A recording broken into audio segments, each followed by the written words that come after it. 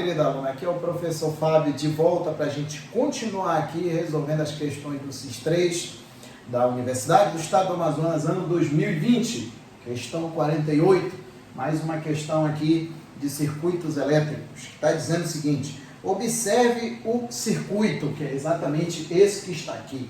Do jeito que está aí, eu tenho duas fontes que estão em paralelo, estão em paralelo as duas, né? 40 volts. E eu tenho esses resistores aqui, um de 20, um de 10, outro de 10 aqui e esse de 40. De um modo mais simplificado, esse circuito equivale a o quê? Aí tem as alternativas aí.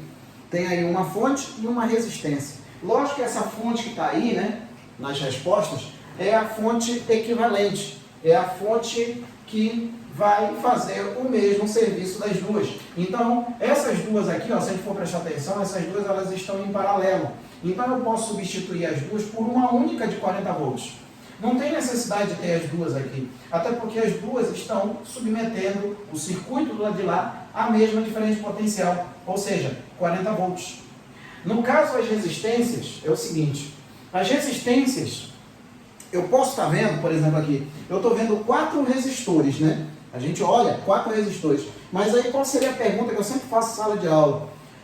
Apesar da gente estar enxergando 4 resistências, eu pergunto: quantas resistências a fonte de tensão está sentindo? Ela só sente uma. Só uma, Fábio? É, só uma. Mas, Fábio, mas eu estou vendo 4. O fato de você ver não quer dizer que é. Uma coisa é você ver, outra coisa é a fonte sentir. São coisas diferentes.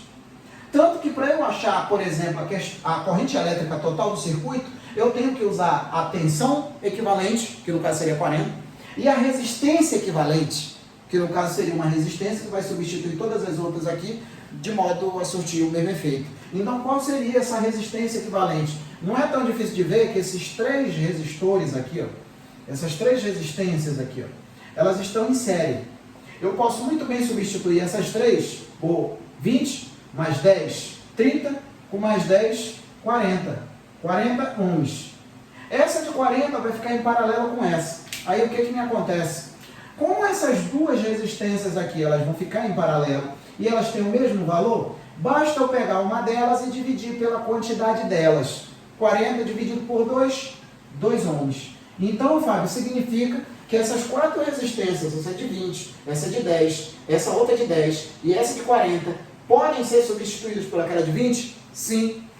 E digo mais, a fonte de 40 não está sentindo nem essa, nem essa, nem essa e nem essa. Na verdade, ela está sentindo essa. Tanto que quando eu for calcular a corrente elétrica total do circuito, que é a corrente que vai passar pela fonte, eu vou usar aqui, ó, U, que vai ser igual a R vezes I. Aí, essa resistência que está aqui, ó, é exatamente a de 20. A de 20 ohms. E essa tensão, 40 volts. E aqui a corrente elétrica total seria 0,5 amperes, né? Fica 20. Na verdade não é 0,5 não, tá? Não sabe nem dividir, pô, cria vergonha. Então, ó, vai ficar 40 dividido para 20, né? Que o 20 vai dividindo, fica 40 dividido para 20, que é a mesma coisa que 4 dividido para 2, que dá 2 amperes. Fábio, precisava calcular essa corrente? Não precisava. A gente tem que aproveitar o ensejo, né? Para pegar alguma coisa a mais aqui, né? Então, o circuito que está mais bem enxuto está na alternativa B, né? Que tem uma fonte de 40, aqui, ó, e uma resistência de 20, tá bom? Então, é isso daí, questão 48, alternativa B. Eu tinha resolvido a 47, me empolgado aqui, eu nem tinha dito qual era a resposta da 47, né, da anterior, que era 0,1 ampere, mas a resposta era 0,1, como a gente realmente achou, e está na letra A, isso a 47. Nesse caso aqui, a 48, é a alternativa B, tá bom?